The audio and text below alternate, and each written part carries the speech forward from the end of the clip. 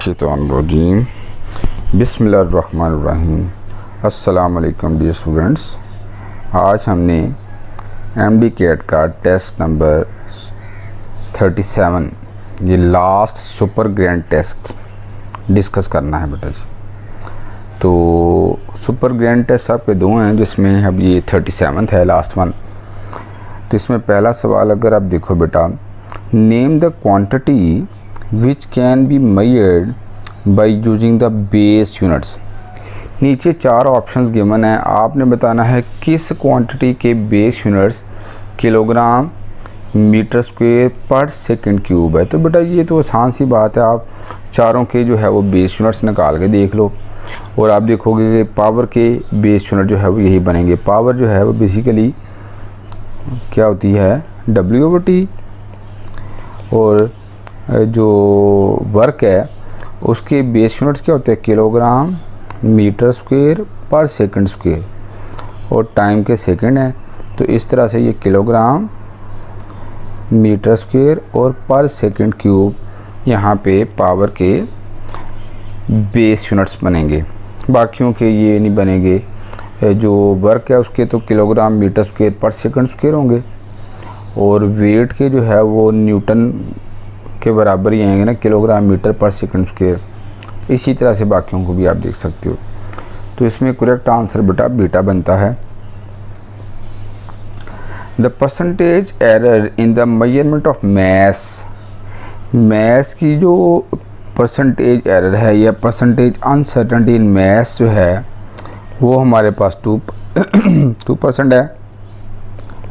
Percentage error in the measurement of gravitational acceleration वो हमारे पास 4% है। Percentage error in the measurement of height वो हमारे पास 3% है। तो आपने percentage error in the potential energy बतानी है, ठीक है जी बेटा। तो बेटा उसके लिए पोटेंशियल एनर्जी का फार्मूला अगर आप देखो तो वो हमारे पास mgh है।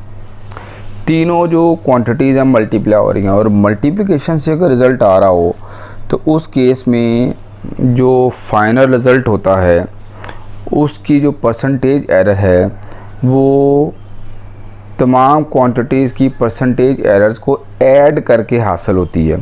तो इसका मतलब है कि परसेंटेज एरर इन PU जो है वो हमारे पास तीनों की परसेंटेज एरर्स की एडिशन के बराबर होगी है। यानी percentage error in mass plus percentage error in gravitational acceleration, percentage error in height, इन तीनों की एडिशन करते हैं। तो ये 2% प्लस 4% प्लस 3%, तो इस तरह से 6 2 4 6 हो जाएगा, 6 और 3 9% आ जाएगा हमारे पास। टोटल परसेंटेज एरर जो है वो पोटेंशियल एनर्जी के अंदर 9% आएगा। बीटा ऑप्शन करेक्ट आंसर है। Which of the following is true for distance and displacement. बेटा जो डिस्टेंस है, जो डिस्प्लेसमेंट है, या तो डिस्टेंस के बराबर हो सकती है या डिस्टेंस के से स्मॉल होगी। बराबर कब होगी, जब स्ट्रेट लाइन के लॉन्ग जो है वो मोशन हो रही हो, तब डिस्टेंस और डिस्प्लेसमेंट बराबर होगी। लेकिन अगर कर्व पाथ हो तो उस केस में जो डिस्प्लेसमेंट है वो कम होगी डिस्टेंस से। डिस्प्लेसमेंट होती है शॉर्टेस्ट डिस्टेंस। तो यहाँ पे जो D है ये डिस्प्लेसमेंट है, और ये जो आर्क लेंथ पे टोटल पाथ लेंथ है ये डिस्टेंस है। तो फिर डिस्टेंस की वैल्यू या तो बराबर है डिस्प्लेसमेंट के या उससे ज़्यादा है। तो इसमें C ऑप्शन बनती है बेटा। A body is moving in a circular path of radius r. What is its distance in terms of radius when it have moved through a half revolution? अगर हाफ रेवोल्यूशन कवर की जाए, ठीक है जी, A से B तक हम आए हैं, तो टोटल जो डिस्टेंस ट्रेवल्ड है वो बताना है बेटा। बेटा अगर पूरी एक रेवोल्यूशन की बात करें तो उसमें जो टोटल डिस्टेंस कवर्ड होता है वो सरकमफ्रेंस के बराबर होता है। किसके बराबर होता है, सरकमफ्रेंस के बराबर। तो हाफ रेवोल्यूशन में जो डिस्टेंस कवर्ड होगा वो हाफ ऑफ द सरकमफ्रेंस होगा, हाफ ऑफ सरकमफ्रेंस, क्योंकि हाफ रेवोल्यूशन है, हाफ सर्कल कवर किया जा रहा है, तो जो सरकमफ्रेंस होता है वो 2 पाई आर होता है। तो इस तरह से पाई आर हमारे पास जो है वो हाफ रेवोल्यूशन में डिस्टेंस कवर्ड होगा, और पाई की वैल्यू जो है वो हमें पता 3.14 होती है। तो आर की फॉर्म में ये 3.14 इंटू आर बन गया, यानी बीटा ऑप्शन जो है वो करेक्ट है बेटा। When the angle between force and displacement is 100 degree, ये जो एंगल यहाँ पे गिवन है बेटा, इस एंगल को अगर आप देखो तो ये अगर 100 है तो 100 डिग्री ग्रेटर देन 90 डिग्री है, और जब भी एंगल ग्रेटर देन 90 डिग्री होता है तो उस केस में वर्क डन जो है वो नेगेटिव होता है, क्योंकि वर्क डन जो है वो हमारे पास F D cos of theta है, और कॉस थीटा की जो वैल्यू है वो नेगेटिव होती है, लेस देन 0 होती है when theta is greater than 90। तो बेटा 90 से ग्रेटर एंगल पे कॉस की वैल्यू अगर नेगेटिव होगी तो कॉस वाला फंक्शन अगर नेगेटिव वैल्यू देगा तो ओवरऑल वर्क भी नेगेटिव होगा। ठीक हो गया बेटा, तो इसमें सी ऑप्शन करेक्ट आंसर है बेटा। To improve the jump record, a long jumper should jump at an angle of, long jumper जो है वो ज़्यादा लंबा जंप मारना चाह रहा है, तो आपको पता है कि वो किस एंगल पे उसको जो है वो जंप लेना चाहिए, 45 डिग्री पे, क्योंकि 45 डिग्री पे रेंज ज़्यादा होती है, तो 45 डिग्री पे उसका जंप भी ज़्यादा होगा। तो इसमें हमारे पास बीटा ऑप्शन करेक्ट आंसर है बेटा। ए particle of mass m has momentum p, इसकी काइनेटिक एनर्जी क्या होगी बेटा? जो काइनेटिक एनर्जी होती है उसको अगर मोमेंटम के फॉर्म में लिखना चाहें तो पहले तो हम इसका फार्मूला लिखते हैं हाफ एम वी स्क्वायर। अब पोटेंशियल इसको मोमेंटम में की फॉर्म में लिखना है तो क्यों ना इसको m से मल्टीप्लाई कर दें और m से डिवाइड कर दें। Half M square as it is, m से मल्टीप्लाई किया, m से डिवाइड किया, मैथ नाराज़ नहीं होता ऐसा करने पे, तो कोई फ़र्क नहीं पड़ता अगर ऐसे कर लें, जिस चीज़ से मल्टीप्लाई करें उससे डिवाइड भी कर सकती हैं। तो m ऊपर भी है पहले से ऑलरेडी, तो ये m स्क्वायर वी स्क्वायर हो जाएगा, नीचे 2m आ जाएगा, तो ये एम वी होल स्क्वायर लिखा जा सकता है ऊपर, नीचे 2m है, और एम वी मोमेंटम है तो उसको अगर आप p लिख लो तो p स्क्वायर ओवर 2m, क्योंकि हमें पता है p जो है वो एम वी के बराबर होता है। तो इस तरह से काइनेटिक एनर्जी को मोमेंटम की फॉर्म में लिखना चाहें तो वो p स्क्वायर ओवर 2m बनता है बेटा। सी ऑप्शन करेक्ट आंसर है बेटा। An electric motor can lift a weight, weight की वैल्यू जो कि mg के बराबर है वो हमें गिवन है 2000 न्यूटन, और किस हाइट तक लेके आना है इलेक्ट्रिक मोटर की हेल्प से? 10 मीटर हाइट पे लेके जाना है। कितने टाइम में लेके आना है? 20 सेकंड में लेके आना है। तो पावर ऑफ मोटर आपने बतानी है, पावर ऑफ मोटर। तो बेटा लिफ्ट करने में आपको पता है जो वर्क पावर का फार्मूला तो वर्क ओवर टाइम होता है ना, तो लिफ्ट करने में जो वर्क है वो mgh के बराबर है। जो mg है वो तो w के बराबर है, wh ओवर t भी लिख सकते हैं। ये जो w मैंने लिखा है यहाँ पे ये वेट है, और जो ऊपर पावर के फार्मूले में w वो वर्क है। तो जो वेट की वैल्यू है वो हमारे पास 2000 है, mg के बराबर है, और h यहाँ पे 10 है, और टाइम यहाँ पे 20 है। ठीक है जी। तो ये जब आप कैंसिल करेंगे, 1 0 कैंसिल हो गया यहाँ पे, और इधर कैंसिल करोगे ये 1000 आ जाएगा हमारे पास, 1000 वाट, यानी 1 किलो वाट हो गया। तो क्या बना answer correct? Beta, beta is correct answer बेटा जी। नेक्स्ट है बेटा, a shaft of a motor rotates at constant speed of, constant speed हमें दे दी है शाफ्ट की, रोटेशनल स्पीड, जिसका यूनिट रेवोल्यूशन पर मिनट है। तो बेटा ये रेवोल्यूशन पर मिनट जो यूनिट होता है ये किसका होता है? ये एंगुलर स्पीड का होता है। इसका मतलब ये हमें एंगुलर स्पीड गिवन है रेवोल्यूशन पर मिनट, ऐसे भी लिख सकते हैं उसको। ठीक है जी। तो हमने इसको अब ज़रा निकालना क्या है, एंगल टर्न इन 1 सेकेंड, यानी एंगल टर्न कैलकुलेट करना है, थीटा निकालना है कितने टाइम में, टाइम 1 सेकेंड में। तो बेटा उसके लिए पहले तो हम फार्मूला अगर देखें तो थीटा को डेल्टा थीटा चले क्या लेते हैं, ओमेगा होता है डेल्टा थीटा ओवर टी, तो डेल्टा थीटा हमारे पास हो जाएगा ओमेगा इंटू टी, ठीक है। लेकिन ओमेगा की वैल्यू जो है वो यहाँ पे एसआई यूनिट्स में पुट करनी है, तो एसआई यूनिट्स में पुट करने के लिए पहले इसको एसआई यूनिट में चेंज करेंगे। 180 रेवोल्यूशन, रेवोल्यूशन कितने रेडियन के बराबर होता है, 2 पाई रेडियन के बराबर होता है, और 1 मिनट में कितने सेकंड होते हैं, 60 सेकंड होते हैं। तो इस तरह से ये जब आप इसको सिंप्लीफाई करोगे ये कैंसिल होगा 0 0 के साथ, 6 को कैंसिल करोगे 3 के साथ, तो ये 6 पाई रेडियन पर सेकंड आ जाएगा। तो अब जब आप इसमें वैल्यूज पुट करोगे थीटा की वैल्यू निकालने के लिए, एंगल टर्न इन 1 सेकेंड, तो इधर आ गया 6 पाई और इधर 1 आ गया, टाइम 1 सेकेंड लेना है तो 6 पाई रेडियन आ जाएगा। तो हमारे पास C option is correct answer बेटा। The angular frequency of a body in SHM which makes n complete oscillations in 1 second.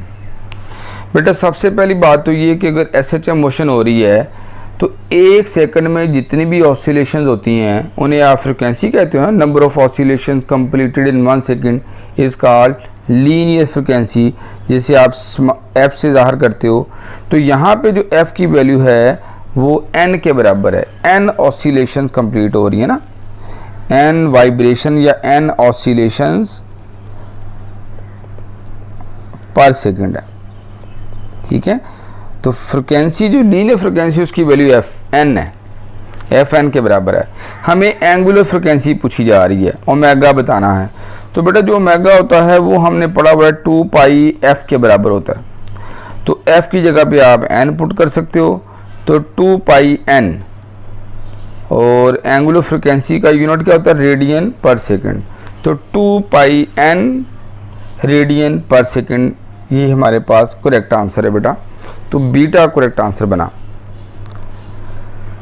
At what place the motion of a simple pendulum will be slowest. Slowest motion के लिए time period को देखा जाएगा। Time period of a simple pendulum जो है उसका formula हमारे पास 2 पाई under root L over G है, और G जहाँ पे मिनिमम होगा वहाँ पे टाइम पीरियड मैक्सिमम होगा, और टाइम पीरियड मैक्सिमम होने का मतलब है कि एक वाइब्रेशन बहुत ही ज़्यादा लेट होगी, और जितनी वाइब्रेशन लेट होगी उतना वो इसका मतलब स्लो वाइब्रेट कर रहा है। तो high time period slow motion, low time period fast motion. तो यहाँ पे आपने देखना है कि चारों ऑप्शन में किस केस में टाइम पीरियड जो है वो हाई बनता है। जिस केस में G की वैल्यू लो होगी, तो एट सेंटर जो है, centre of earth, centre of earth अगर G की वैल्यू की बात करें तो वो 0 होती है, और इस तरह से अगर हम 0 पुट करते हैं तो नीचे डिनोमिनेटर में 0 आ जाए तो आंसर क्या बनता है, इन्फिनिटी। तो सेंटर ऑफ अर्थ पे जो टाइम पीरियड है वो इन्फिनिटी बन रहा है, यानी वाइब्रेशन कंप्लीट ही नहीं होगी, वाइब्रेशन स्टॉप हो जाएंगी। तो स्लोएस्ट मोशन फिर कहाँ पे बनी, at the centre of the earth. तो बीटा ऑप्शन करेक्ट आंसर है बेटा। Two waves having same frequency and travelling in opposite direction will give rise to stationary wave. ये तो बुक के अंदर एक लाइन है जो लिखी हुई है, जहाँ पे प्रिंसिपल ऑफ सुपरपोजिशन आपने पढ़ा है वहाँ पे ये लाइन लिखी हुई है। तो सी ऑप्शन करेक्ट है बेटा। A stress string has length, stress string की लेंथ हमें दे दी है 4 मीटर। अब कहा जा रहा है कि फिफ्थ मॉड ऑफ वाइब्रेशन में वेवलेंथ बताएं। nth मॉड में वेवलेंथ निकालना हो तो 2L ओवर n होता है। तो फिफ्थ मॉड के लिए n की वैल्यू क्या पुट करेंगे, 5। तो n की वैल्यू अगर 5 पुट करें तो फिफ्थ मॉड में हमारे पास वेवलेंथ लैम्डा 5 हो जाएगी 2l/5 के बराबर। और अगर हम l की वैल्यू पुट करें, l यहाँ पे 4 है और नीचे 5 आ गया, ऊपर 8 हो गया, नीचे 5 आ गया। अब आप इसको डिवाइड करोगे तो ये 1.6 आ जाएगा। ठीक है बेटा, तो करेक्ट आंसर बेटा डेल्टा बनता है। ये चीज़ 1.6 के बराबर आएगी। ठीक है, 1.6 मीटर इसकी वेवलेंथ बनेगी 5th मॉड में। Technique use for detecting the presence of objects under water by acoustical echoes is known as sonar, sound navigation and ranging. ठीक है जी, अंडर सी वाटर जो टेक्निक इस्तेमाल करते हैं ऑब्जेक्ट्स की डिटेक्शन के लिए, ऑब्जेक्ट्स की प्रेजेंस को देखने के लिए साउंड वेव्स, अल्ट्रासोनिक वेव्स को इस्तेमाल किया जाता है, तो वो सोनार है बेटा, beta option. A parallel beam of monochromatic light is incident normally on a diffraction grating. Diffraction grating के ऊपर एक parallel beam of light fall कर रहा है और उस डिफ्रैक्शन ग्रेटिंग की जो लाइंस पर यूनिट लेंथ हैं, ठीक है ना, number of lines per unit length को हम क्या कहते हैं, कैपिटल N से ज़ाहिर करते हैं, तो वो हमारे पास m के बराबर है। किसके बराबर है, m के बराबर है। तो what is the wavelength of light, अगर थीटा हमारे पास कितना है 90 डिग्री, लाइट की वेवलेंथ को बताना है बेटा। ठीक है जी बेटा, तो उसके लिए जो हमारे पास फार्मूला है डिफ्रैक्शन ग्रेटिंग में मैक्सिमास को देखने के लिए, d sine of theta is equal to n lambda, और हमें पता है जो d होता है वो रेसिप्रोकल ऑफ n होता है। तो d की जगह पे हम 1/n पुट कर सकते हैं और थीटा की जगह पे 90 पुट कर देंगे, और ये n लैम्डा 1/n, अच्छा 1/n हो गया ना, साइन 90 1 होता है, तो ये n लैम्डा, जबकि कैपिटल N की वैल्यू जो है वो m lines per unit length है, lines per unit length, lines per unit length वो m है। तो कैपिटल N स्मॉल m के बराबर है, इसकी जगह पे स्मॉल m पुट कर दें तो n लैम्डा, तो लैम्डा हमारे पास क्या हो जाएगा 1/m × n। तो करेक्ट आंसर बेटा फिर क्या बना, बीटा। डी ग्रेटिंग एलिमेंट है, grating element number of lines per unit length का रेसिप्रोकल होता है, ये याद रखना है आपने, पढ़ा भी हुआ आपने। ठीक हो गया बेटा, तो बीटा ऑप्शन करेक्ट आंसर है बेटा। ये डिफ्रैक्शन ग्रेटिंग ऑफ लेंथ, एक डिफ्रैक्शन ग्रेटिंग है, उसकी लेंथ बता दी है 2 सेंटीमीटर, 2 × 10⁻⁻2 मीटर, और जो नंबर ऑफ लाइंस हैं टोटल वो हमारे पास 4000 हैं। ठीक है, 4000 लाइंस। ग्रेटिंग एलिमेंट बताएं बेटा, ग्रेटिंग एलिमेंट का जो मेन फार्मूला है वो L/n है, लेकिन जब आप लेंथ को यूनिट में ले लेते हो, 1 में ले लेते हो, तो फिर ये 1/n भी बन जाता है। खैर यहाँ पे तो लेंथ को यूनिट में नहीं लिया गया, 2 सेंटीमीटर है, तो L की जगह पे 2 × 10⁻⁻2 और टोटल नंबर ऑफ लाइंस 4000। तो बेटा ये कैंसिल करेंगे तो इधर 1/2 बच गया, और ये 10⁻⁻2 ऊपर है पहले से, और नीचे 3 zeros हैं, ये ऊपर जाके 10⁻³ हो जाएगा, तो ये 0.5 बन गया × 10⁻⁻5। और अगर मैं डेसिमल पॉइंट को राइट साइड पे शिफ्ट करूं, किधर शिफ्ट करूं बेटा, अच्छा एक और बात है, चलो राइट साइड पे शिफ्ट करते हैं, तो ये 5 10 की पावर एक और माइनस यहाँ पे आ रही है -6 मीटर। ये आंसर मीटर्स में है, लेकिन मैं अगर इसको सेंटीमीटर में चेंज करना चाहूँगा तो वो भी आसान है, 10⁻⁻6 और मीटर की जगह पे 10⁻² लिख दें सेंटीमीटर। तो इस तरह से ये 5 × 10⁻⁻4 सेंटीमीटर आ जाएगा। वैसे मैंने जो यहाँ पे लेंथ को सेंटीमीटर में से मीटर में चेंज किया है, अगर ये नहीं करते डायरेक्टली आप इसको कर सकते हो। मैंने इसको ज़्यादा ऐसे यूनिट में चेंज करके कर लिया, फिर ये थोड़ी आपकी 1-2 स्टेप कम हो जाएंगे। तो आप लेंथ को 2 सेंटीमीटर ही पुट कर दो और नंबर ऑफ़ लाइंस 4000 पुट कर दो, तो फिर ये ऑटोमेटिकली आंसर जो है डायरेक्टली सेंटीमीटर में आ जाएगा। खैर सी ऑप्शन जो है वो करेक्ट आंसर है बेटा। ए ट्रिपल पॉइंट क्या होता है? वाटर जो है वो सॉलिड, आइस और लिक्विड तीनों फॉर्म में को एग्जिस्ट करता है। तो it exist in thermal equilibrium in liquid, solid and gaseous form, vapours form में। तो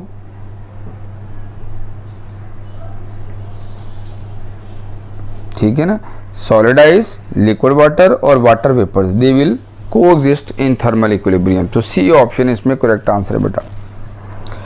next for polyatomic gas the molar specific heat at constant pressure, यानी कांस्टेंट प्रेशर पे जो मोलर स्पेसिफिकेट सीपी कहते हैं ना, वो सी के बराबर की जा रही, और हमें molar specific heat at constant volume निकालनी है। अच्छा, जो गैमा की वैल्यू होती है पॉलीटॉमिक के लिए वो 1.29 होती है, 1.29। तो अब अगर आप यहाँ पे इसको करना चाहो 1 CP over CV is equal to gamma, तो यहाँ से CV क्या हो जाएगा? CP over gamma. CP की वैल्यू तो C के बराबर है, गैमा 1.29 है। जब इसको सॉल्व करोगे ये 0.78 C बन जाएगा, यानी 1 ओवर 1.29 को सॉल्व करके देख लो, ये 0.78 आंसर आएगा। तो बीटा ऑप्शन जो है वो करेक्ट आंसर है बेटा।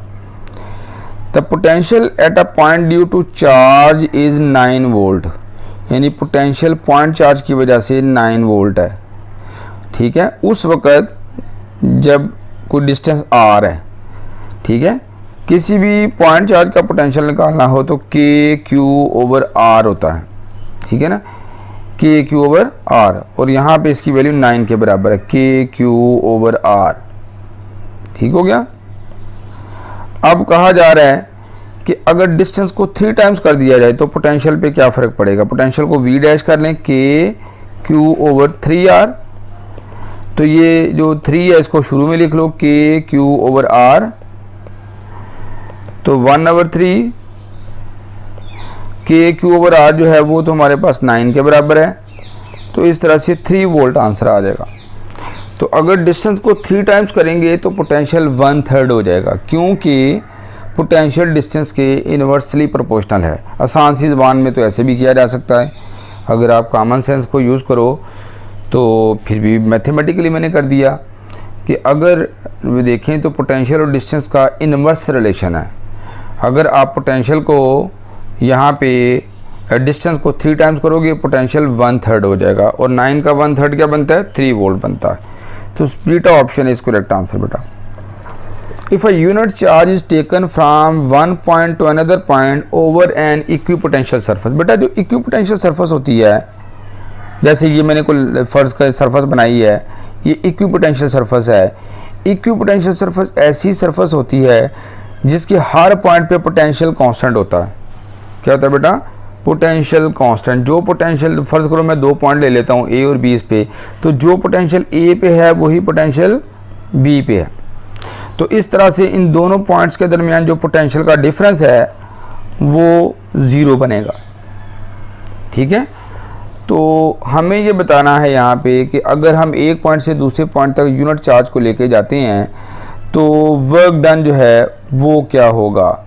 तो बेटा वर्क डन जो है पोटेंशियल डिफरेंस किसके बराबर होता है? Work over charge. तो वर्क हमारे पास आ गया डेल्टा V इंटू क्यू, और पोटेंशियल का डिफरेंस जो है वो इक्विपोटेंशियल सरफेस पे 0 होता है। तो इस तरह से वर्क डन क्या होगा? 0। तो इक्विपोटेंशियल सरफेस पे जब आप किसी भी चार्ज को एक पॉइंट से दूसरे पॉइंट तक मूव करवाते हो तो वर्क डन वहाँ पे 0 होता है, क्योंकि जिन 2 पॉइंट्स के दरमियान आप मूवमेंट कर रहे हो उनके बिटवीन पोटेंशियल डिफरेंस 0 है। पोटेंशियल डिफरेंस किस वजह से 0 है? हर पॉइंट पे पोटेंशियल सेम होता है, जिसकी वजह से डिफरेंस जो है वो 0 बनता है। तो इसमें delta option is correct answer बेटा। 3 charges each of +2 coulomb are placed at the 3 corners of equilateral triangle. Equilateral triangle बनाते हैं जिसकी तीनों साइडें बराबर हैं। इक्विलेटरल ट्राइंगल कौन सी होती है? जिसकी तीनों साइडें बराबर हों, यानी एक पॉइंट को ए कर लें, एक को बी कर लें, एक को सी कर लें, और इन तीनों पे चार्ज पड़े हुए हैं, ठीक है ना। 2 कूलम इधर भी है, 2 कूलम यहाँ पे है, 2 कूलम इधर है, ठीक है। If the force between any 2 charges is F, अगर कोई से 2 चार्जेस के दरमियान, ज़ाहिर डिस्टेंस तो हर जगह पे चार्जेस के दरमियान सेम है, तो जो फोर्स ए सी पे जो पॉइंट चार्जेस हैं उनके दरमियान है, वही फोर्स ए बी पे जो चार्ज है उनके दरमियान है, वही फोर्स मैग्नीट्यूड में उन चार्जेस के दरमियान है जो बी और सी पॉइंट्स पे पड़े हुए हैं। तो हमें यहाँ पे किसी एक चार्ज के ऊपर नेट फोर्स निकालनी है। बेटा नेट फोर्स निकालने के लिए ज़रा मैं ये सी ख़त्म कर देता हूँ, ये वाला नेट फोर्स निकालने के लिए देखें तो अगर चूँकि ये सारे एक जैसे चार्जेस हैं तो बी पे जो चार्ज है वो सी पॉइंट पे जो चार्ज है उसको रिपेल करेगा, ठीक है। रिपल्सिव फोर्स होगी और उसकी मैग्नीट्यूड तो एफ ही होगी, लेकिन उसकी डायरेक्शन इस तरफ हो गई। और इसी तरह से इसको चाहे F1 कर लो, और ए पे जो चार्ज है वो सी पॉइंट पे जो चार्ज है उसको वो भी रिपेल करेगा, ठीक है ना। और उसकी फोर्स को आप F2 कर लो। लेकिन एक चीज़ है कि जो मैग्नीट्यूड F1 की है वही F2 की है। F1 और F2 दोनों मैग्नीट्यूड में सेम यानी F के बराबर हैं। तो अब 2 फोर्सेस आ गई। अगर हम सी पॉइंट पे जो चार्ज है उस पर नेट फोर्स देखें, इसी तरह से बी पे भी देखा जा सकता है, ए पे भी देख सकते हो। तो हमने किसी एक पॉइंट पे जो चार्ज पड़ा है उस पर नेट फोर्स देखनी है। तो नेट फोर्स देखने के लिए हमने 2 फोर्सेस तो देखनी है यहाँ पे। अब इन दोनों फोर्सेस के दरमियान जो एंगल है वो क्या होगा? इक्विलेटरल ट्रायंगल में तीनों के तीनों एंगल बराबर होते हैं, 60 डिग्री के होते हैं, ठीक है ना। तो अगर ये 60 डिग्री है तो इधर भी ये 60 डिग्री बनेगा, क्योंकि वर्टिकल एंगल भी बराबर होते हैं। तो अब F1 और F2 के दरमियान एंगल कितना हो गया? 60 डिग्री। हमें क्या करना है कि इन दोनों फोर्सेस का रिजल्टेंट निकालना है, नेट फोर्स निकालनी है ना। तो दोनों फोर्सेस का रिजल्टेंट निकालने के लिए ये एक फार्मूला मैं लिख रहा हूँ कि अगर 2 वेक्टर हों, उनके दरमियान कोई एंगल गिवन हो, तो उनके रिजल्टेंट की मैग्नीट्यूड को आप इस फार्मूले से निकाल सकते हो। F1 square plus F2 square plus 2F1 F2 cause of theta और ऊपर स्क्वायर रूट। इस फार्मूले को जरा अप्लाई करते हैं। यहाँ पे F1 की जगह पे भी F आ जाएगा F स्क्वायर, F2 की जगह पे भी F आ जाएगा F स्क्वायर। F1 F2 अगर F लिखा जाए तो ये 2F स्क्वायर हो जाएगा और कॉज ऑफ 60 डिग्री आ जाएगा, ऊपर स्क्वायर रूट। तो ये F square plus F square 2F square, और इधर 2F स्क्वायर कॉस 60 क्या हो जाएगा? 1/2, 2 से कैंसिल हो जाएगा, 2F square plus F square.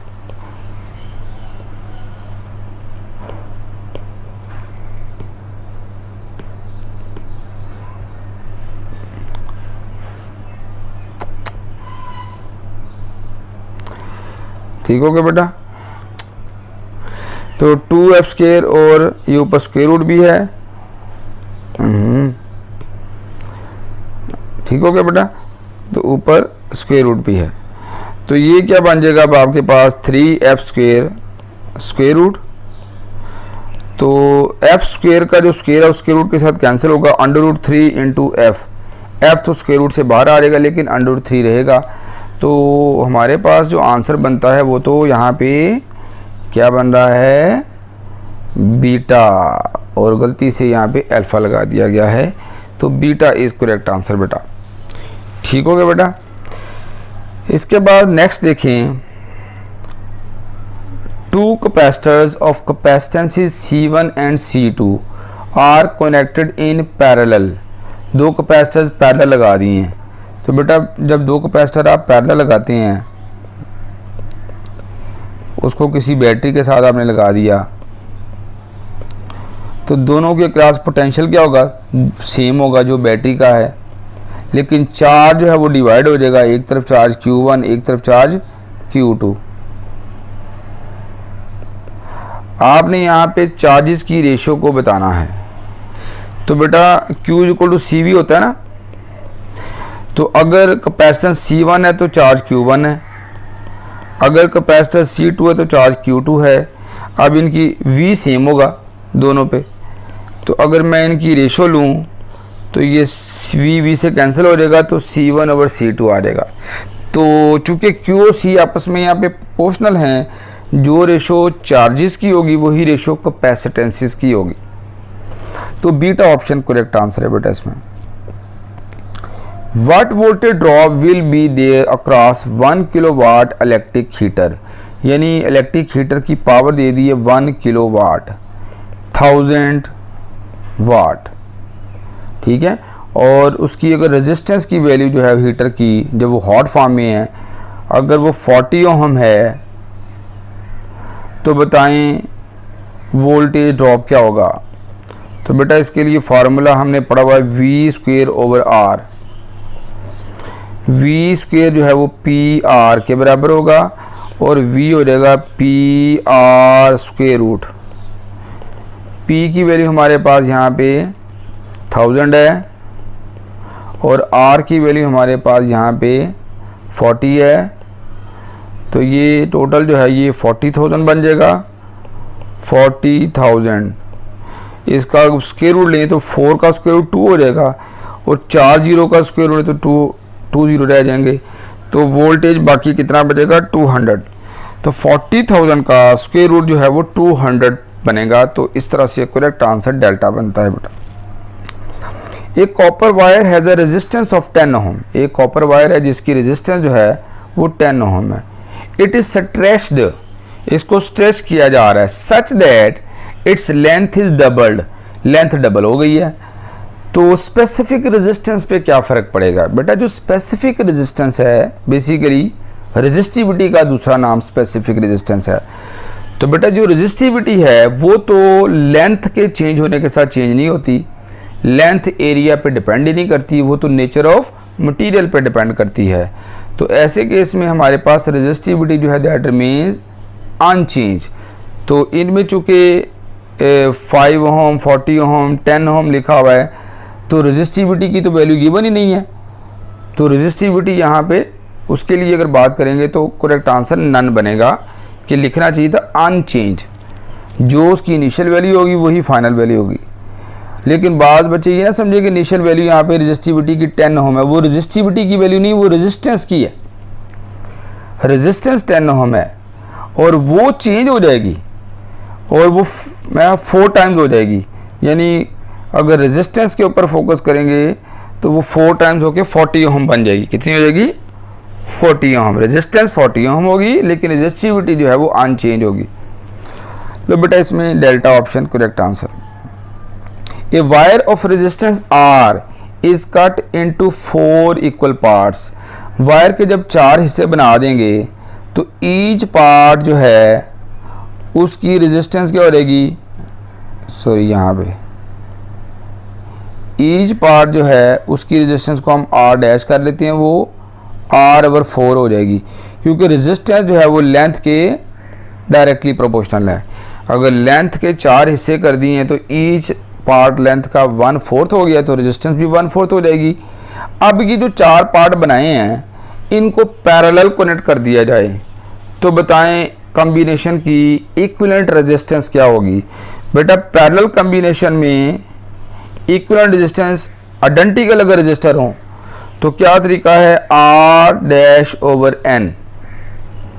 Parallel combination में इक्विवेलेंट रेजिस्टेंस इस तरह से निकाली जाएगी अगर सारे के सारे आइडेंटिकल रजिस्टर है। चूँकि सारे R/4 वाले हैं, R/4 R/4 R/4 R/4, इन चारों R/4 को आपस में पैरेलल लगा दिया तो इक्विवेलेंट रेजिस्टेंस इस फार्मूले से निकाली जाएगी।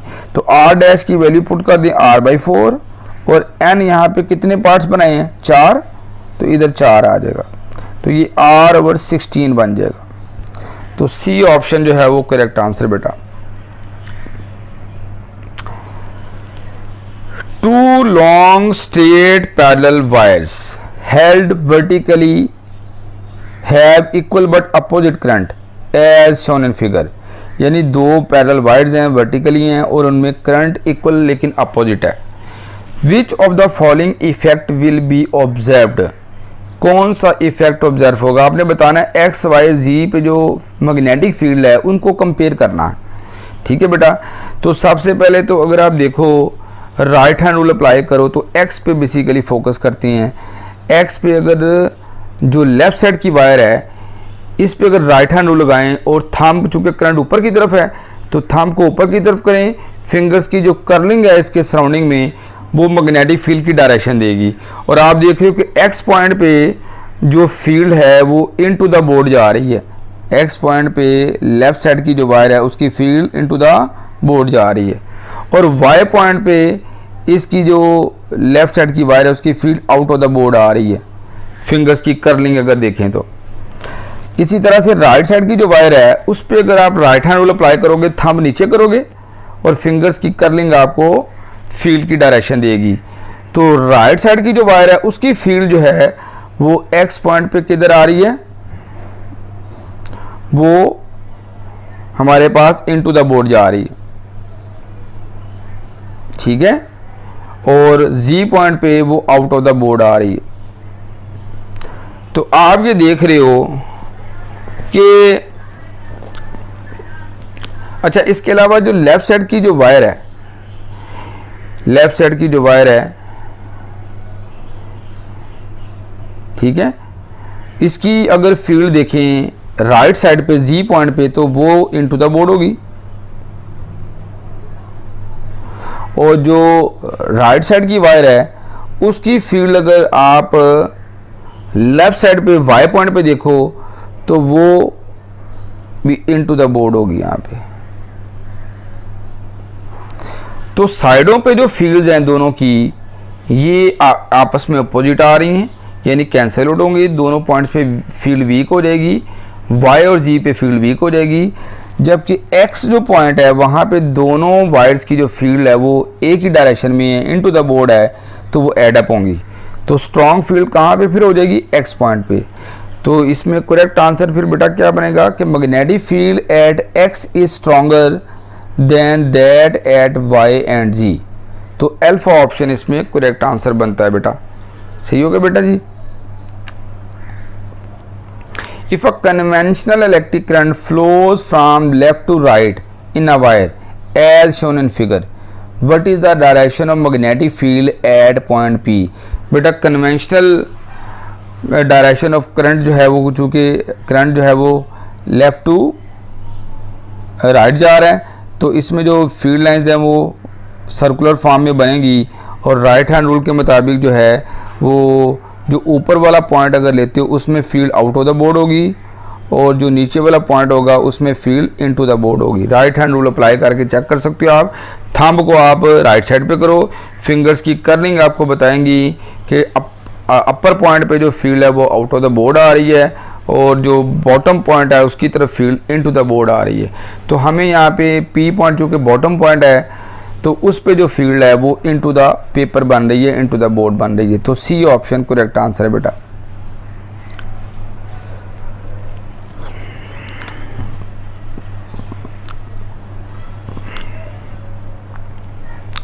ठीक हो गया बेटा। नेक्स्ट है a moving electric charge will produce. जो मूविंग चार्ज होता है अपनी उसकी एक तो इंट्रिंसिक प्रॉपर्टी है कि रेस्ट पे हो तो वो इलेक्ट्रिक फील्ड को प्रोड्यूस करता है। चार्ज जहाँ भी होगा वो इलेक्ट्रिक फील्ड को प्रोड्यूस करेगा, ये उसकी इंट्रिंसिक प्रॉपर्टी, चाहे वो मूव कर रहा हो चाहे रेस्ट पे हो, उसने इलेक्ट्रिक फील्ड प्रोड्यूस करनी है अपने सराउंडिंग में। लेकिन जब वो मूव कर रहा होता है तो एक एडिशनल फील्ड भी आ जाती है, दैट इज़ मैग्नेटिक फील्ड।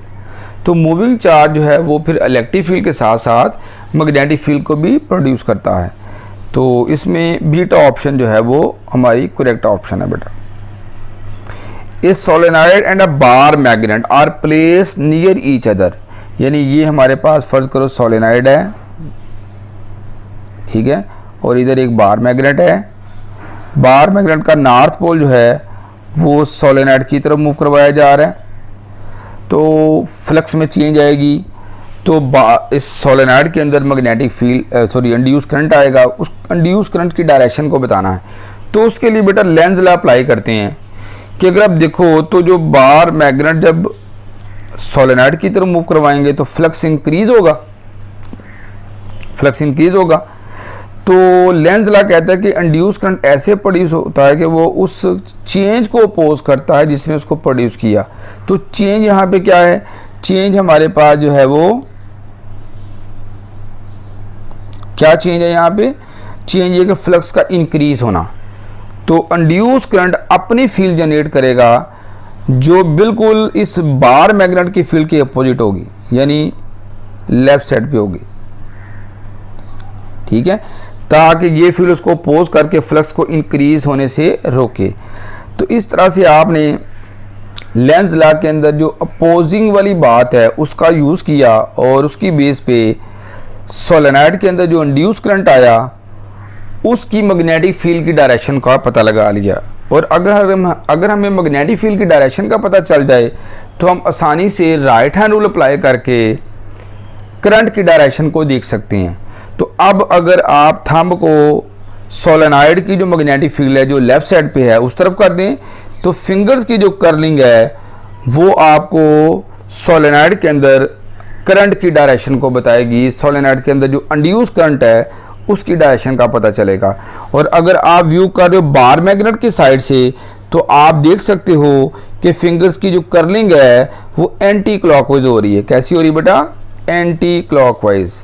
तो यहाँ पे अगर इसको पीछे खींचेंगे बार मैग्नेट को तो फ्लक्स डिक्रीज हो रहा होगा। तो फिर जो सोलेनॉइड है उसमें इंड्यूस करंट ऐसे प्रोड्यूस होगा कि वो अपनी फील्ड बिल्कुल बार मैग्नेट की फील्ड की डायरेक्शन में प्रोड्यूस करेगा ताकि फ्लक्स को डिक्रीज होने से रोके। तो उस केस में सोलेनॉइड की फील्ड राइट साइड पे होगी और करंट की डायरेक्शन जो है वो क्लॉकवाइज बन जाएगी। खैर हमारा जो क्वेश्चन है उसके मुताबिक जो करंट है वो एंटी क्लॉकवाइज बनता है, beta option. A generator supplies 100 volt to the primary, primary voltage जो है वो हमें बता दिया है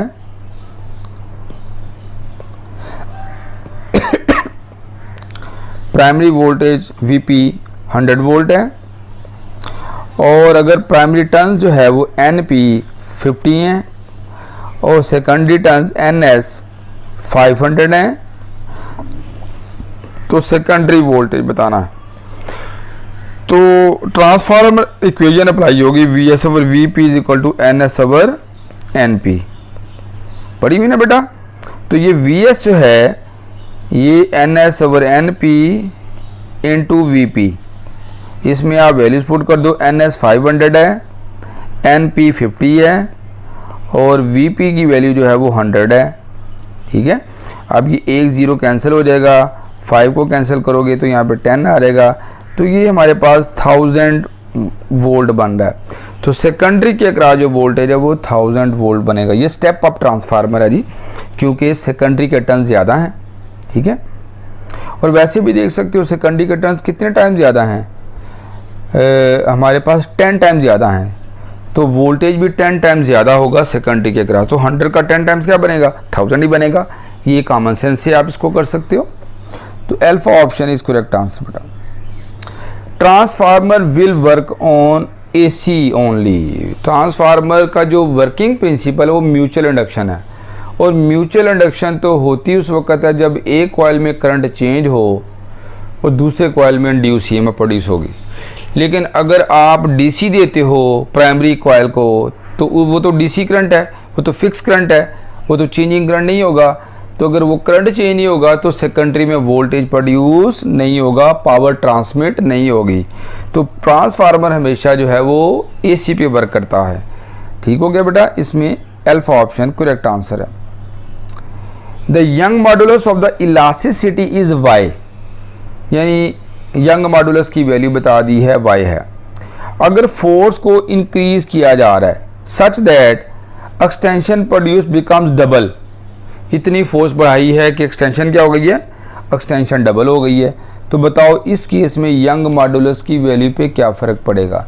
बेटा पहली बात तो ये कि जो यंग मॉडुलस है वो नेचर ऑफ मटेरियल पे डिपेंड करेगा, वो फोर्स वगैरह पे डिपेंड नहीं करता। तो हमारे पास यंग मॉडुलस जो है वो अनचेंज रहेगा। ठीक है, C option is correct answer. ठीक हो गया बेटा। यंग मॉडुलस रेशो होती है ना स्ट्रेस और स्ट्रेन की, अगर विद एन इलास्टिक लिमिट बात करें तो स्ट्रेस बढ़ाने से स्ट्रेन भी बढ़ेगी और दोनों की रेशो रिमेन्स कांस्टेंट। लो बेटा इसके बाद जो है नेक्स्ट क्वेश्चन हमारे पास है, if the ratio of the initial length of the wires की इनिशियल लेंथ L1 और L2 रेशो जो है वो 1:2 है, यानी 1/2। तो जो चेंज इन लेंथ है उनकी रेशो बतानी है, एक्सटेंशंस की रेशो बतानी है। तो बेटा उसके लिए आप जो है वो यंग मॉडुलस का अगर फार्मूला यूज़ करें, स्ट्रेस होती है फोर्स ओवर एरिया और स्ट्रेन होती है change in length over original length. ये तो डेल्टा L ओवर L इधर ले आए तो ये F ओवर AY हो जाएगा। तो डेल्टा L जो है वो हमारे पास FL ओवर AY। तो आप देख रहे हो कि अगर सिर्फ लेंथ को चेंज किया जा रहा है, ओरिजिनल लेंथ को, जब ओरिजिनल लेंथ जो है वो L1 है तो उस केस में एक्सटेंशन को हम डेल्टा L1 कह लेते हैं, और जब ओरिजिनल लेंथ L2 है तो एक्सटेंशन को हम डेल्टा L2 कह लेते हैं। ठीक है, बाकी चीज़ें इसमें सेम हैं। तो अब अगर आप चेंज इन लेंथ की रेशो लेते हो तो बाकी सारे पैरामीटर कैंसिल हो जाएंगे, L1 ओवर L2 आ जाएगा। तो जो रेशो ओरिजिनल लेंथ की होगी वही रेशो चेंज इन लेंथ की होगी। तो चेंज इन लेंथ की रेशो भी 1:2 है, 1:2 बनेगी। तो इसमें करेक्ट आंसर जो है वो बीटा बनता है बेटा। If the input frequency of half wave rectifier की इनपुट फ्रिक्वेंसी अगर 400 हर्ट्ज है, देन रिपल फ्रिक्वेंसी यानी आउटपुट फ्रिक्वेंसी क्या होगी? बेटा हाफ वेव रेक्टिफायर के केस में जो आउटपुट फ्रिक्वेंसी होती है वही होती है जो इनपुट फ्रिक्वेंसी है, लेकिन फुल वेव के केस में जो आउटपुट फ्रिक्वेंसी है वो डबल होती है इनपुट फ्रिक्वेंसी से। अगर फुल वेव में इनपुट फ्रिक्वेंसी 50 है तो आउटपुट फ्रिक्वेंसी 100 होगी, लेकिन हाफ वेव के केस में ऐसा नहीं है, जो इनपुट फ्रिक्वेंसी वही आउटपुट फ्रिक्वेंसी। तो रिपल फ्रिक्वेंसी हमारे पास equal to the input frequency. C option correct answer बेटा। Rank following electromagnetic radiation according to the energies of their photon from least to greatest बताना है। आपने रैंक बताना है, एक ऑर्डर बताना है, मिनिमम एनर्जी से मैक्सिमम एनर्जी की तरफ आपने ऑर्डर बताना है। तो ये 4 किस्म की हमारे पास रेडिएशन हैं, ब्लू है, येलो है, एक्सरेज है, रेडियो हैं। इनमें सबसे कम फ्रिक्वेंसी या एनर्जी किसकी होगी? रेडियो की। और उससे ज़्यादा किस, यानी 4 नंबर सबसे पहले आ जाएगा। उससे ज़्यादा किसकी होगी? उससे ज़्यादा आपके पास येलो आ जाएगी 2, तो 4 के बाद 2 आ जाएगा। और फिर उससे ज़्यादा एनर्जी किसकी होगी? ब्लू की, 1 आ जाएगा फिर 2 के बाद, तो ये 4 to 1 बन गया। और आखिर पे सबसे ज़्यादा एनर्जी जो है वो एक्सरे की बनेगी, तो 3 नंबर एंड पे आ जाएगा, तो 4 2 1 3। तो ऑर्डर ये बनता है, मिनिमम एनर्जी से मैक्सिमम एनर्जी की तरफ ऑर्डर बनाना है, तो वो बीटा ऑप्शन करेक्ट आंसर बनता है बेटा। नेक्स्ट है बेटा, kinetic energy of the electron by applying potential difference V1 across the tube is K1। यानी काइनेटिक एनर्जी को वैसे लिखते कैसे हैं? एक्सरेज में जो काइनेटिक एनर्जी है वो VE के बराबर होती है।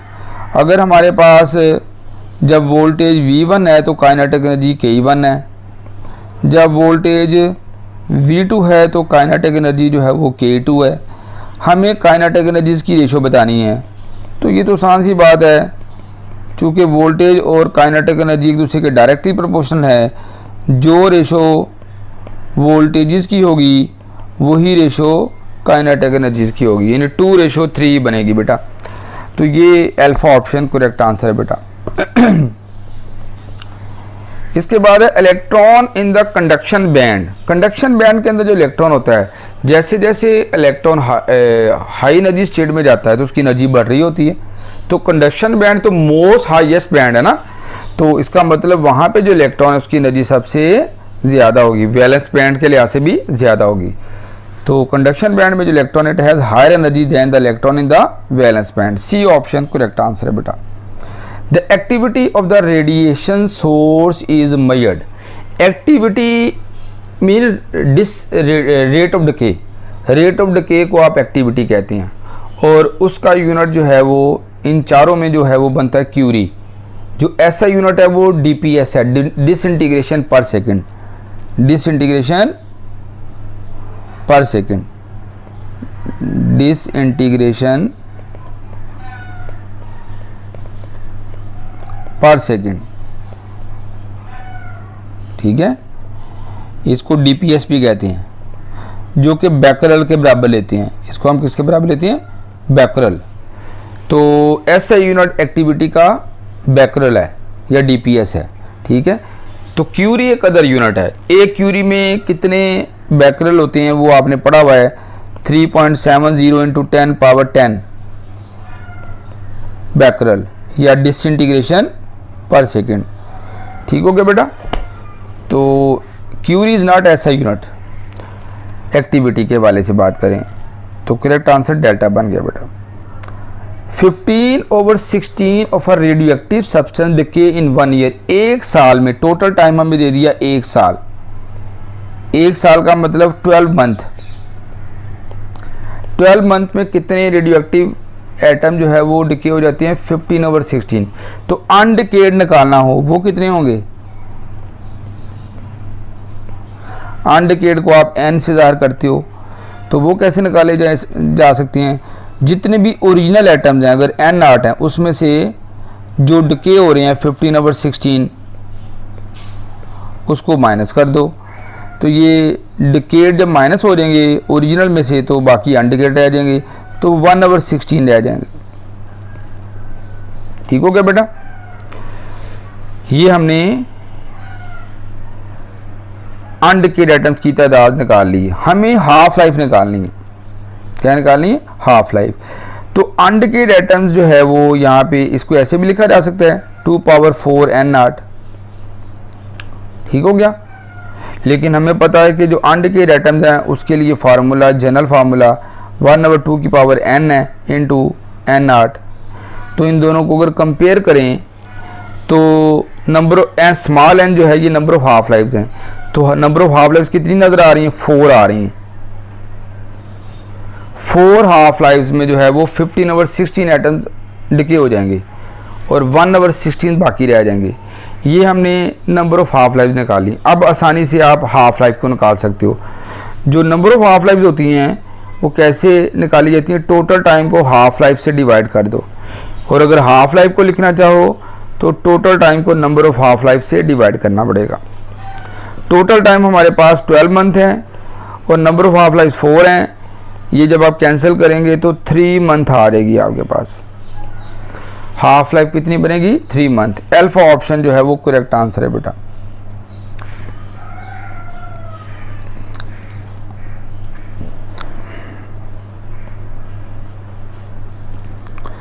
नेक्स्ट है बेटा, a force F is acting at a point P of a uniform rod capable of rotating about O। O यहाँ पे पिवट पॉइंट ले लिया है।